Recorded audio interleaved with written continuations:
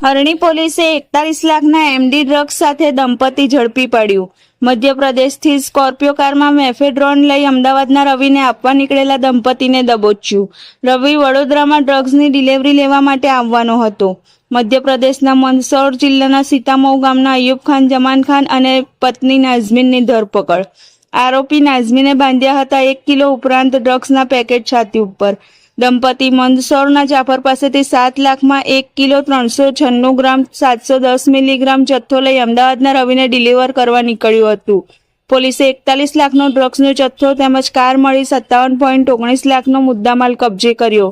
દંપતી સામે ગુનો દાખલ કરી રિમાન્ડ મેળવવાની કાર્યવાહી હાથ ધરી।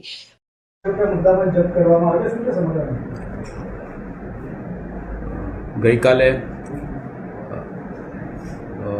વડોદરા શહેર ખાતે માનનીય પોલીસ કમિશનર સાહેબ શ્રી અને માનનીય સંયુક્ત પોલીસ કમિશનર સાહેબ શ્રી સેક્ટર 2 સાહેબનાઓની સૂચના, આગેવાની અને માર્ગદર્શન હેઠળ વડોદરા શહેરમાં જે નશીલા પદાર્થોનો વેપાર કરે છે, નશીલા પદાર્થો લાવવામાં આવે છે અને તેનું વેચાણ કરવામાં આવે છે એવા ઈસમો વિરુદ્ધ સઘન કાર્યવાહી કરવા સાહેબશ્રીના માર્ગદર્શન અને સૂચના હેઠળ ઝોન 4માં કાર્યવાહી કરવામાં આવી રહી હતી, જેની અંદર ઝોન 4 એલસીબીને એક માહિતી મળેલ કે એક ઈસમ મધ્યપ્રદેશથી વડોદરા શહેર ખાતે ડ્રગ્સનો જથ્થો લઈને આવવાના છે, જે બાબતે અત્રેના હરણી પોલીસ સ્ટેશન વિસ્તારમાં વોચ ગોઠવવામાં આવેલી અને જ્યારે આ ઈસમ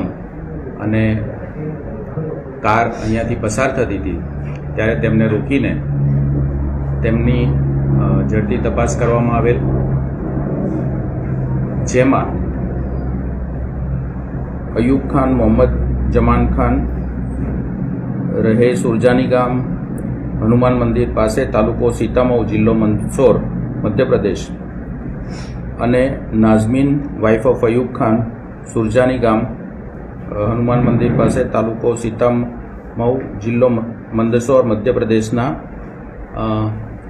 હસબન્ડ વાઇફ કારમાં હતા અને તેમની પાસેથી મેફેડ્રોન ડ્રગ્સ મળી આવેલું છે।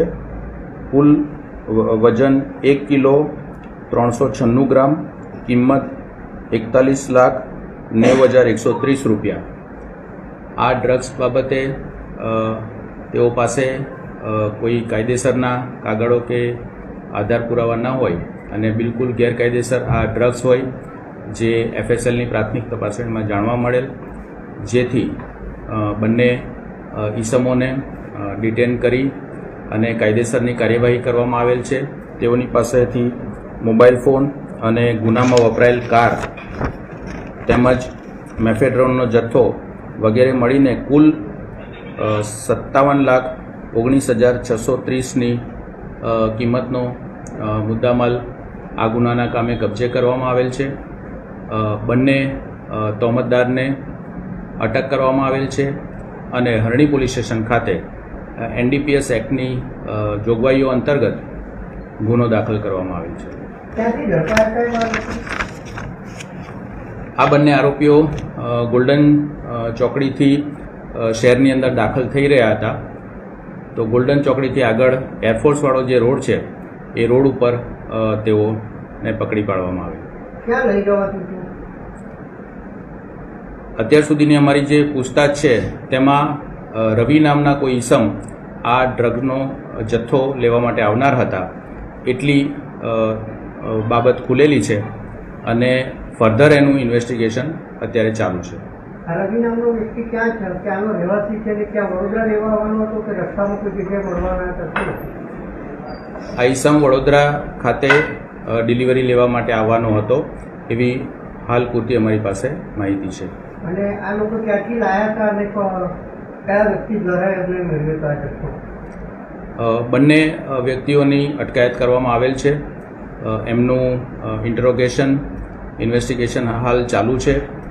પ્રાઇમા ફેસી અમારી પાસે જે માહિતી છે તેમાં તેઓ મધ્યપ્રદેશ ખાતેથી જ આ નશાકારક પદાર્થનો જથ્થો લાવેલા છે, પણ સ્પેસિફિક ક્યાંથી લાવ્યા, કયા સ્થળેથી લાવ્યા અને કયા વ્યક્તિ પાસેથી લાવ્યા તેનું ડિટેલ માહિતી અને ઇન્વેસ્ટિગેશન હાલ અમારું ચાલુ છે.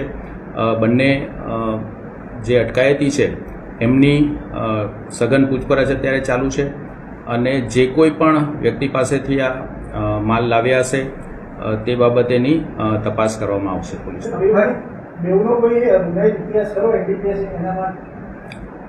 અત્યારે અમારી પાસે જે ઇન્ફોર્મેશન છે તેમાં અગાઉ કોઈ ગુનાહિત ઇતિહાસ અમારા ધ્યાન પર આવેલ નથી. આ ફર્સ્ટ ટાઈમ જ વડોદરા તરફ આવ્યા કે અગાઉ કોઈ સ્ટેટમાં એમને પહોંચવું કર્યું છે? એ તમામ બાબતોની હાલ બંને આરોપીને ધરપકડ કરી છે અને એનું ઇન્વેસ્ટિગેશન હાલ ચાલુ છે.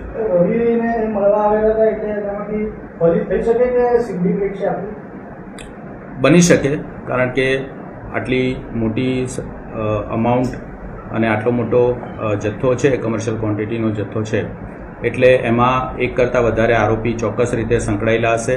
એમના સપ્લાયર પ્લસ અહીંના સ્થાનિક લોકો જે રિસીવ કરીને પછી એને પેડલિંગ કરે છે એ લોકો પણ સંકળાયેલા હશે. એ તમામ બાબતોની સર્વગ્રાહી તપાસ કરવા માટે હાલ અમારું ઇન્વેસ્ટિગેશન ચાલુ છે. મનસુર અને જાફર નામના વ્યક્તિ પાસેથી ખરીદી લાયા છે એવું કંઈ આવ્યું છે બાર તપાસમાં? પ્રાઇમા ફેસી અમને જણાવ્યું છે, પણ એ માત્ર એટલું જ નામ છે અને એની કોઈ વિગતવાર વિગત કે વ્યક્તિનું એડ્રેસ કે ખરેખર આ નામ સાચું છે અને ખરેખર વ્યક્તિ કોણ છે એના બાબતની કોઈ ડિટેલ હાલ અમારી પાસે ઉપલબ્ધ નથી, જેથી ફર્ધર ઇન્વેસ્ટિગેશન પર આ તમામ બાબતો ડિપેન્ડ કરશે. આ ફર્સ્ટ ટાઈમ વડોદરામાં આટલો જથ્થો પકડાય એવું કહી શકાય?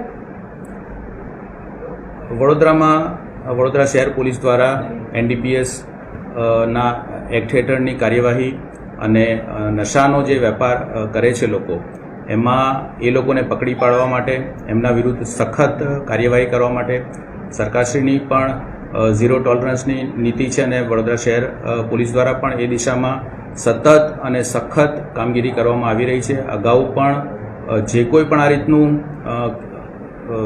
માદક દ્રવ્યો કે સાયકોટ્રોપિક સબસ્ટન્સીસ લાવતા હોય કે એનું વેચાણ કરતા હોય, એના સંગ્રહ કરતા હોય, એના અગાઉ પણ કેસ થયેલા છે. જુદા જુદા માદક દ્રવ્યો છે, ગાંજો છે, જે સિરપ આવે છે, અન્ય માદક દ્રવ્યો આવે છે, એ તમામ ઉપર વડોદરા શહેર પોલીસના જુદા જુદા પોલીસ સ્ટેશનમાં અને જુદી જુદી એજન્સીઓ દ્વારા, ક્રાઇમ બ્રાન્ચ દ્વારા, SOG દ્વારા પણ ખૂબ જ સઘન કાર્યવાહી કરવામાં આવેલી છે અને આ કાર્યવાહી અત્યારે પણ ચાલુ જ છે.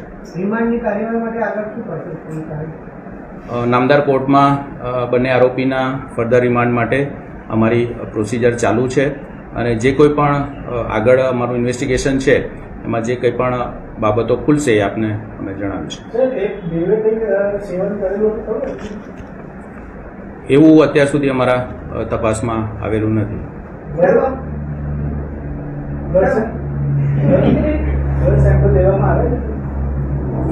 આરોપીની મેડિકલ તપાસણી જે નિયમ મુજબ અમારે કરવાની હોય છે એ પ્રોસિજર પ્રમાણે તમામ મેડિકલ તપાસણી અને ઇન્વેસ્ટિગેશન અમે કરેલું છે. એમની કારની ડેકીમાં તો કેવી રીતે આ લોકો લઈને જતા હતા, કેવી રીતે સંતાડીને લઈ જતા હતા? એમના પર્સન ઉપરથી જ મળી આવ્યું છે, વ્યક્તિના પર્સન ઉપરથી જ મળી આવ્યું છે.